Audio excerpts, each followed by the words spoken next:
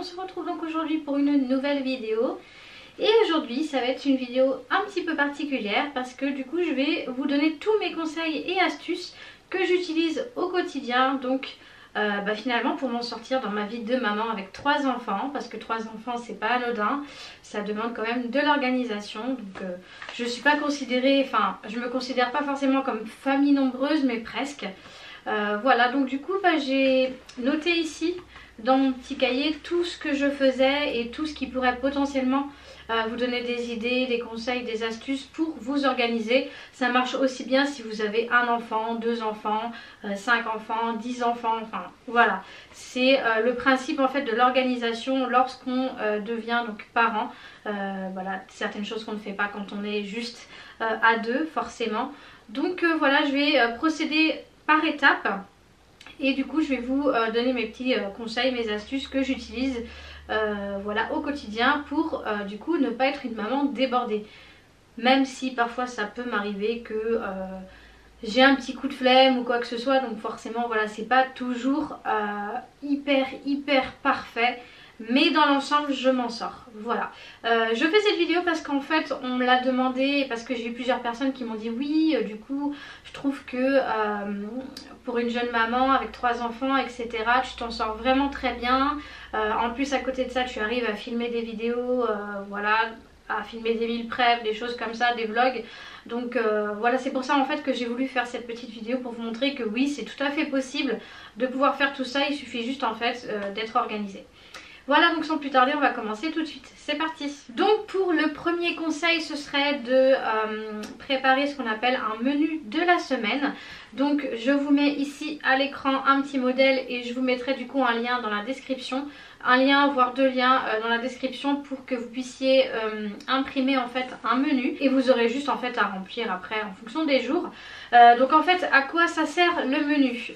Ça sert du coup à être organisé au niveau du coup déjà de la liste de courses. Parce que lorsqu'on établit un menu pour la semaine, on sait ce dont on a besoin. Si on a encore des ingrédients à la maison, voilà, et ce qui nous manque on peut le noter sur la liste etc. Ça permet du coup de ne pas partir faire une liste de courses comme ça sans savoir ce qu'on a besoin, tout simplement. Et donc voilà pour ça. Et en deuxième ça sert aussi parce que lorsque vous avez des choses à décongeler à l'avance, par exemple je sais pas si vous voulez mettre poulet frites par exemple, vous n'êtes pas à la ramasse à vous dire dans 1 heure il faut que je commence à cuisiner, mon poulet il n'est pas décongelé. Donc voilà, par exemple, je donne l'exemple de ça, mais ça peut être autre chose. Pour moi je trouve que c'est mieux, ça permet d'anticiper et du coup voilà. Puis en plus quand moi je fais des meal prep, c'est encore mieux.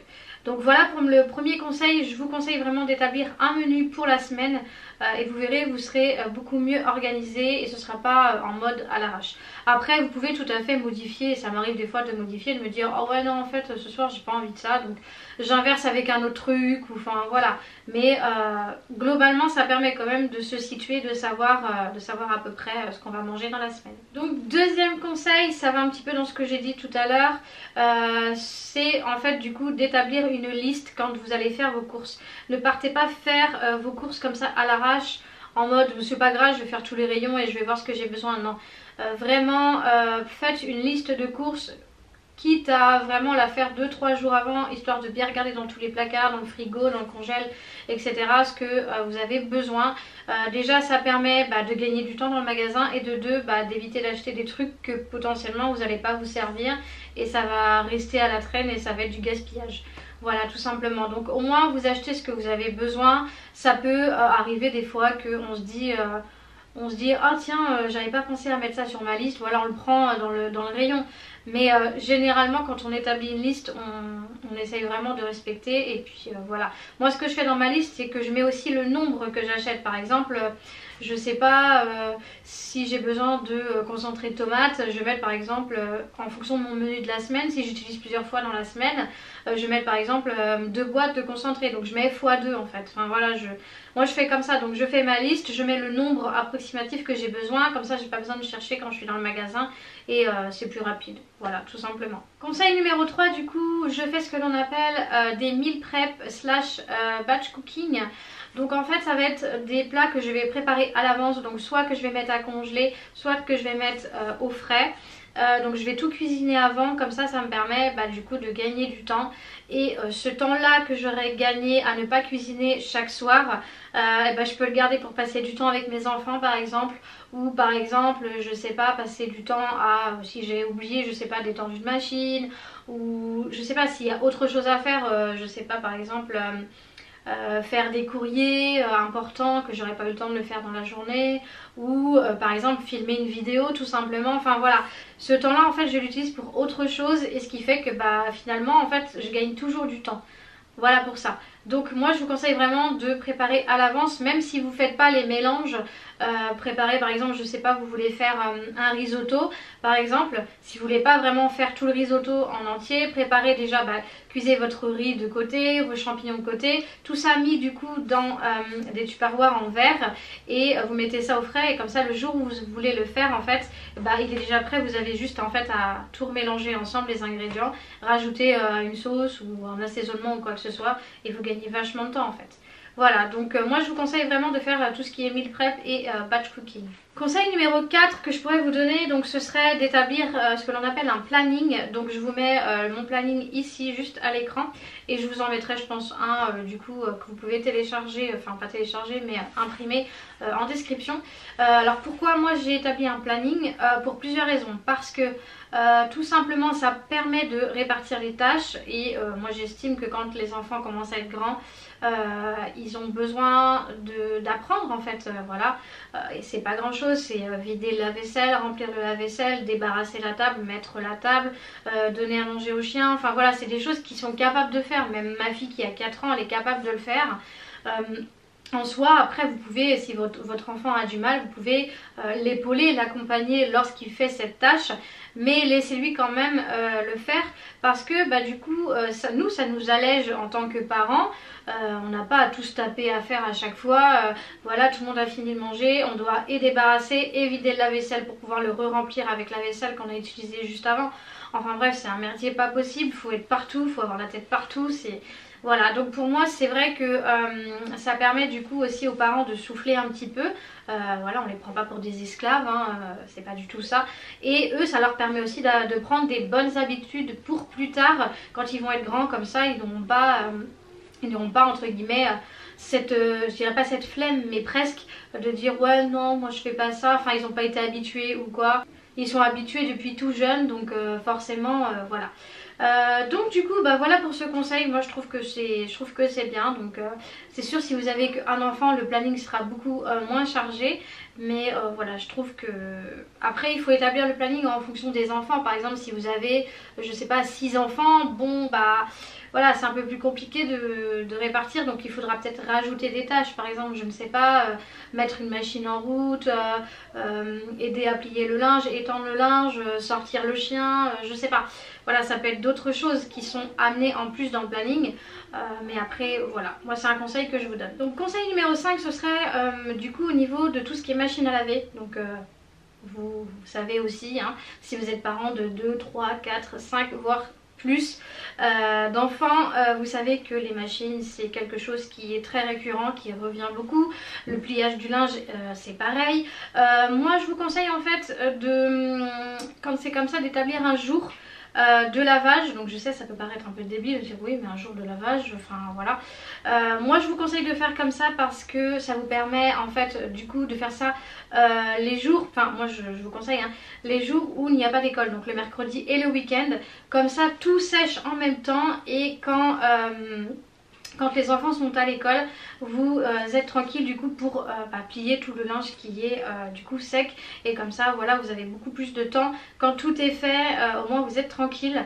Donc moi ce que je fais, c'est qu'en général je fais entre 2 voire 3 machines le même jour. Ça je suis tranquille. Ça me permet du coup d'avoir tout le linge qui sèche en même temps. Et comme ça quand tout est sec en même temps, je plie tout, je ramasse. et ça permet également aussi d'avoir du coup du linge dans les armoires, dans les dressings, comme ça s'il y a une petite catastrophe ou quoi que ce soit, ça peut arriver, on se salit, il y a toujours du linge de propre et de rab. Alors conseil numéro 6 du coup ce serait de donc là surtout pour la période là, parce que là on est vraiment en plein dedans, du coup pour les masques du coup pour l'école, alors moi je vous conseille du coup de les laver vraiment au fur et à mesure. Moi je sais que donc du coup j'ai 2 enfants qui ont besoin de masques parce que la plus petite elle est en maternelle, donc ils prennent pas de masque du coup pour aller à l'école. Mais les 2 grands si, donc du coup ça m'en fait 4 par jour parce que du coup ils en mettent un le matin et ils changent après la cantine, donc pour l'après-midi, donc ça refait en mettre un autre. Donc du coup ils en ont 2 chacun, donc 4 pour la journée. Ça va très très vite, sachant que du coup il y a lundi, mardi, jeudi, vendredi. Donc voilà, ça en fait quand même pas mal. Donc je vous conseille vraiment de les laver au fur et à mesure, parce que sinon on peut vite se retrouver à la ramasse et se dire oui j'ai pas de masque de propre, comment je fais, etc. Enfin surtout si vous utilisez des masques lavables. Si vous utilisez les masques bleus, bon vous n'avez pas ce souci là, mais moi j'utilise que en fait les masques du coup lavables. Voilà, c'est plus pratique et plus économique en soi, enfin personnellement. Voilà, donc c'était juste le petit conseil pour ça, parce qu'on peut vite vraiment se retrouver du coup un peu à la dèche et c'est pas cool. Conseil numéro 7 du coup ce serait de préparer les vêtements et le petit déjeuner donc la veille, le soir. Donc je m'explique. Vous préparez en fait les vêtements, donc vous trouvez un coin en fait où vos enfants s'habillent le matin, par exemple proche du canapé ou quoi que ce soit. Et en fait vous allez préparer donc du coup les piles de vêtements, donc vous allez mettre le pull, le pantalon, le t-shirt, la culotte, enfin voilà. Et vous préparez du coup une pile pour chacun, du coup ça vous fera gagner du temps. Donc bien sûr il faut regarder la météo la veille, parce que si vous ne regardez pas le temps qu'il fait vous ne pourrez pas savoir quoi leur mettre. Mais du coup voilà, le soir ça permet du coup avant d'aller les coucher de gagner du temps pour le matin.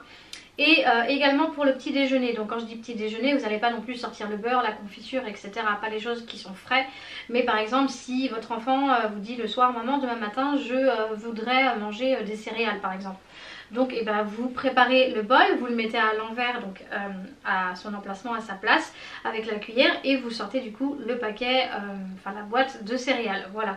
Donc ça c'est vrai que c'est des petits détails qui peuvent paraître un peu bêtes, mais ça vous fait gagner énormément de temps. Vous n'avez pas à réfléchir le matin ce que vous devez sortir, etc. Même l'enfant il n'a pas à réfléchir, oui qu'est-ce que je vais manger, etc.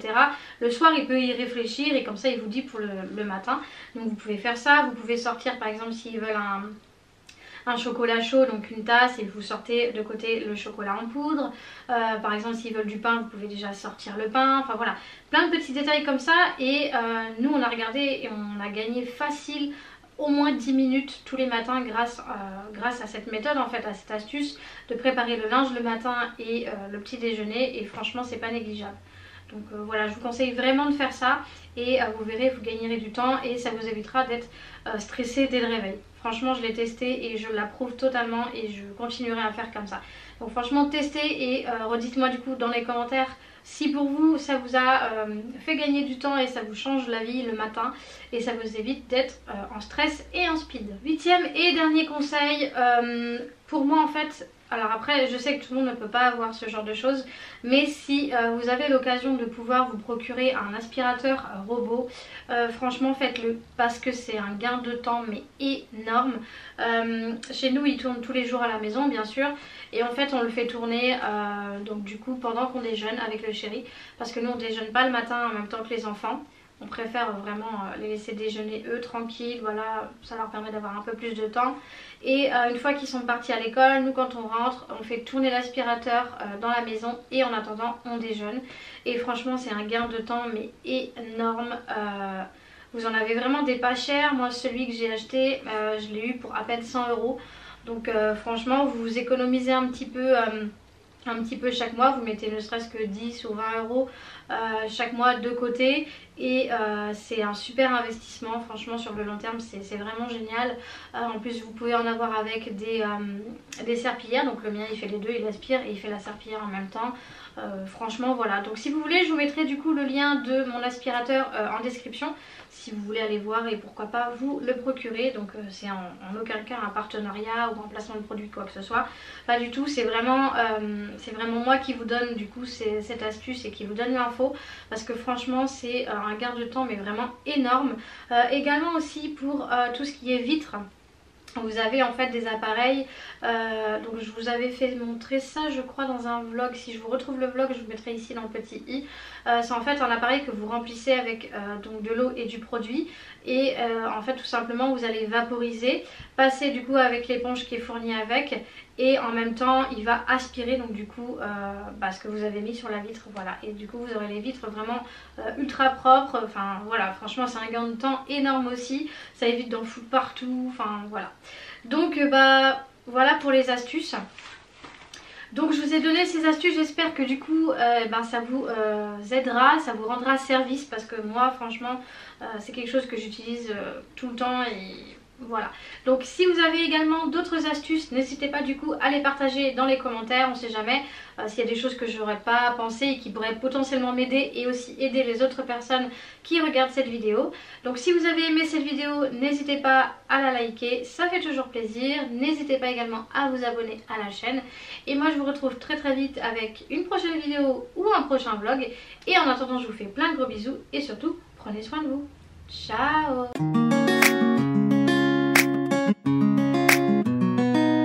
Whoa.